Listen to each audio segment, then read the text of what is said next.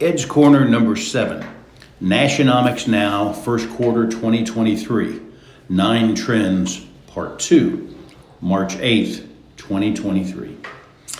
Last time I started to relate the presentation made by Dr. Jessica Lotz, Deputy Chief Economist and VP of Research at the National Association of Realtors, to the Greater Nashville Realtors at its quarterly virtual Nashionomics Now event about the current state of the real estate market. Current state, yes, but her focus was 9 trends to watch in real estate. Last time I looked at trends 1 through 3. On with the show. Trend 4, Millennials. Baby boomers were the largest demographic group this country had ever seen, but there are more millennials now than boomers.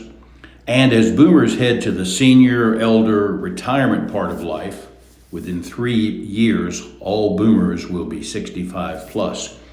Millennials' likes and dislikes and habits and gotta have this and hate that rule.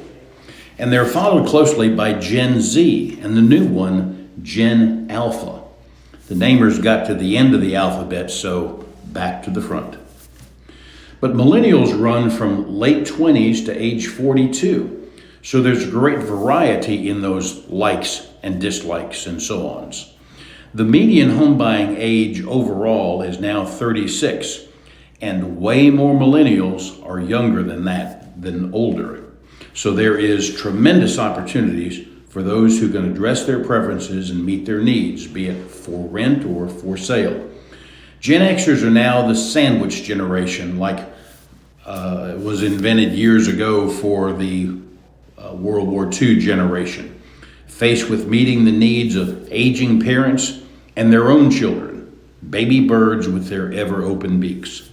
More multi-generational housing will be needed by them. First-time home buyers make up 26% of the market. 40% is the historic norm, victims of lack of inventory and lack of affordability, with high rents and student loans making saving for a down payment much more difficult. That 36-year-old median age for a first-time home buyer used to range between 28 and 32 and did so for 40 years.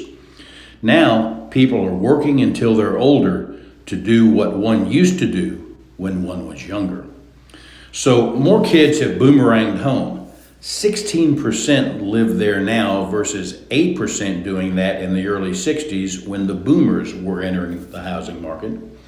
Partially COVID fueled, partially college loan fueled, saving erstwhile rent payments for down payments. Realtors should be aware that when the time comes for the kids to look for a home to buy, 1 in 5 first-time home buyers has been living at home. Mom and dad may well be paying part of the down payment. Again, 1 in 5. So realtors are becoming their own kind of sandwich generation, stuck between millennials looking for a home that meets their needs and the parents looking for value for their buck. So there are 2 different sets of buyers for that one transaction, and showings will need to be adjusted accordingly because mom and dad are increasingly coming to showings with their children. Realtors should find out early in the process who is really the client and the decision maker here. Next time, the 3rd installment, Trend 5. I'm Ed Branding.